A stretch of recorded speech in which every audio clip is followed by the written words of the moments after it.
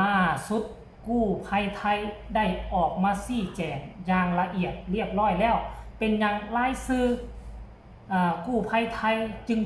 ตกหล่นแล้วบ่ได้ใบยกย่องบ่ได้ใบย่องยอบ่ได้เป็นเพราะหน่วยงานรัฐแต่เป็นเพราะคนหนึ่งซึ่งเป็นกู้ภัยทางฝั่งประเทศลาวว่าซั่นเดจะเป็นความจริงแท้ประการใด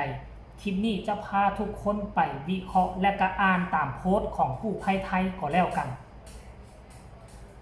สบายดี FC แฟนคลับพี่น้องชาวลาวและก็ชาวไทยที่เคารพและนับถือเป็นอย่างสูงเนาะคลิปนี้ก็จะมาไขข้อข้องใจอย่างละเอียดยิบถึงรายชื่อของกู้ภัยไทยและกู้ภัยลาวบางคนที่ตกหล่นบ่ได้ใบย่องย่อหรือว่าบ่ได้ใบเกียรติคุณหรือว่าใบยกย่องในภาษาไทยนั่นเองซึ่งเรื่องเล่าตัวนี้เป็นเรื่องที่ฮือฮาและกระทบเถียงกันหลายในสื่อสังคมออนไลน์ทั้งลาวและก็ไทยแต่ว่าคลิปนี้บ่ได้มีเจตนาที่จะมาเฮ็ดคลิปเพื่อสื่อถึงคนใดคนหนึ่งแต่จะมาเว้าองค์รวมว่ามันมีความเป็นไปได้หลายน้อยเพียงส่ำใดเป็นหยังมันจึงตกหล่นและมันไปตกหล่นอยู่จุดใดคลิปนี้มันมีคำตอบเพราะว่ามีกู้ภัยไทยเพิ่นได้ออกมาอธิบายละเอียดยิบแล้วว่ามันเป็นไปเป็นมาคือแนวใดนั่นเองท่านผู้ชมเนาะอาจจะเกี่ยวข้องกับทั้งผู้ใดผู้หนึ่งเนาะหรือบ่เกี่ยวข้องอันนี้เฮาบ่ฮู้เฮาเป็นเพียงแต่มาอ่านตามที่ทางนี้พี่น้องกู้ภัยไทยเพิ่นได้ออกมาเคลื่อนไหวเนาะเฮาก็ไปซังซ่าเอาว่ามันมีเหตุผลหลายน้อยส่ำใด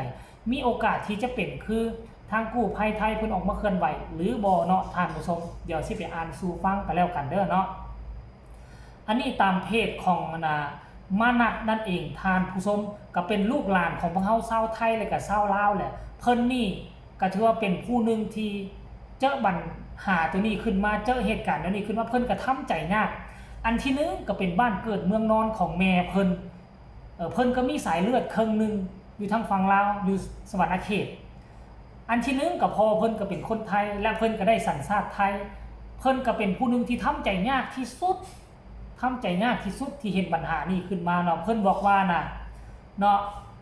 การที่กู้ภัยไทยและกู้ภัยลาวบางคนบ่ได้ใบยกย่องบ่ได้ใบย่องยอบ่ได้เป็นเพราะทั้งภาครัฐเฮ็ดเวียกบ่ดีแต่มันมีคนหนึ่งเนาะที่ไปเก็บกำข้อมูลอยู่หน้าถ้ำนั่นแหละอยู่หน้าถ้ำนั่นซึ่งเป็นกู้ภัยในงานใดในงานหนึ่งของทางลาวนี่แหละไปเก็บกำข้อมูลเอารายชื่อแล้วทุกคนก็จดรายชื่อเขียนรายชื่อให้บุคคลคนนั่นไปแล้วหมดทุกคนรายชื่อมีหมดทุกคนละมอบให้คนนั่นซึ่งเป็นคนกลางที่จะนำรายชื่อไปส่งให้กับทางหน่วยงานรัฐของเมืองล่องแจ้งและแขวงไส้สมบูรณ์รายชื่อนี่อยู่ในถ้ำนี่มีหมดทุกคนแล้วมีหมดทุกคนทั้งกู้ภัยลาวไทยมีหมดทุกคนแล้วแต่บาดหนังสือรายชื่อไปส่งฮอดเมืองล่องแจ้งไปส่งฮอดแขวงไส้สมบูรณ์รายชื่อผัดบ่ครบผัดตกหล่นได้บ่เนี่ยแล้วบัดนี้มันเกิดเลยเฮ็ดให้กู้ภัยลาวกู้ภัยไทยบางคนออกมาเคลื่อนไหวมาจดซื้อตู่ไปแล้วแต่ซื้อตู่บ่ไปฮอดหน่วยงานรัฐมันหมายความว่าจังได๋บัดนี้หลายคนก็เลยไปย้อนว่าก่อนหน้านี้มื้อ2มื้อนี้มันเกิดปัญหาคือผู้นี้ทั้งกู้ภัยไทยและทั้งคนหนึ่งที่เฮ็ดเวียกอยู่หน้าถ้ำนั่นแหละมีปัญหากันอาจจะทะเลาะเบาะแว้งกันเว้าตามซื่อว่าคนหมู่มากคนจำนวนหลายคนหลายพอพันแม่มาอยู่ร่วมกันเวลาเฮ็ดเวียกนี่มันต้องกระชั้นชิดมันต้องรีบด่วนมันก็ต้องมีการกระทบกระแทกกันมีการห้องใช้กันโวกวากโวกเวกห้องไปห้องมาเกิดความบ่พอใจกันมีการพิษทะเลาะวิวาทกันก่อนหน้าที่จะมาจดรายชื่อให้ใบย่องย่อหั่นน่ะอันนี้หรือบ่เป็นสิ่งที่สำคัญเป็นจุดประเด็นเฮ็ดให้รายชื่อตกหล่นไปบ่ฮอดเมืองท่านผู้ชมคันสิอ่านตามนี้นี่มันยาวเลยแต่ก็สิอ่านอยู่ดอกท่านผู้ชมเนาะมานัดเนาะเพิ่นออกมาชี้แจงว่าเนาะเพิ่นขอยืนยันพวกเฮาบ่ได้มีปัญหากับภาครัฐหรือหน่วยงานภาครัฐแต่อย่างใดตลอด ภารกิจที่ผ่านมาได้รับการสนับสนุนดูแลและเอาใจใส่จากทุกภาคส่วนเป็นอย่างดีสิ่งที่เกิดขึ้นเป็นความคาดเคลื่อนในขบวนการประสานงานและการรวบรวมข้อมูลรายชื่อผู้ปฏิบัติงานเท่านั้นตลอดหลายวันในพื้นที่พวกเฮา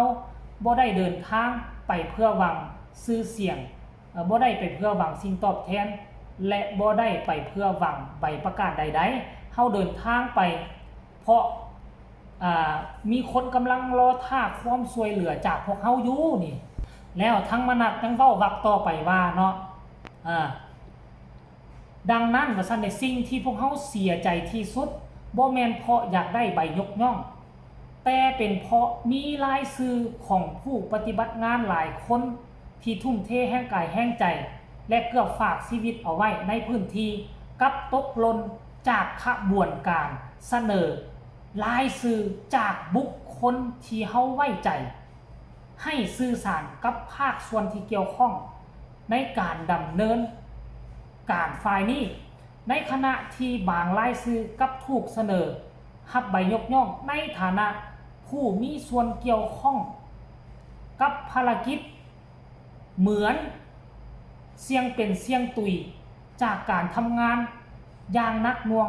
แทนคนทำงานจริงๆมาในณที่นี้ค่อยจะสรุปง่ายๆก็คือค่อยเว้านั่นแหละมีคนหนึ่งที่อยู่หน้าถ้ำที่ได้ยินข่าวว่ามีปัญหากันนั่นแหละมาเอารายชื่อไปเมิดแล้วรายชื่อนั่นถูกเปลี่ยนแปลงเคลียร์เอาบางคนออกเอารายชื่อบางคนออกและไปเติมชื่อของบางคนใส่ซึ่งบ่ได้มาทำงานอย่างเท่าทีท่วนคันเอามาเปรียบเทียบสิกับทีมงานกู้ภัยลาวไทยบางคนเฮ็ดเวียก 100% คนนั้นอาจจะมีเพียงแต่20ถึง 30% ไปมาไปมาแต่กับมีรายชื่อซุ่มนี้เข้าไปเสียบแทนมันจึงเฮ็ดให้ทีมงานกู้ภัยลาวไทยบางคนรู้สึกว่ามันบ่เป็นธรรมจึงเห็นทั้งกู้ภัยลาวไทยบางคนก็ออกมาหมู่เฮ็ดหน้าหมากินข้าวนั่นแหละท่านผู้ชม FC แฟนคลับคลิปนี้อาจจะตัดไปตัดมาเพราะว่าค่อยก็พยายามอ่านและสั่งรวมเข้ามาเนาะหลายคนก็คงจะเข้าใจแล้วแหละสาเหตุย้อนอย่างรายชื่อจึงตกหล่นบ่เป็นเพราะหน่วยงานหลักแต่เป็นเพราะคนหนึ่งเท่านั้นอันนี้อิงตามพี่น้องกู้ภัยลาวไทยบางจำนวนหนึ่งออกมา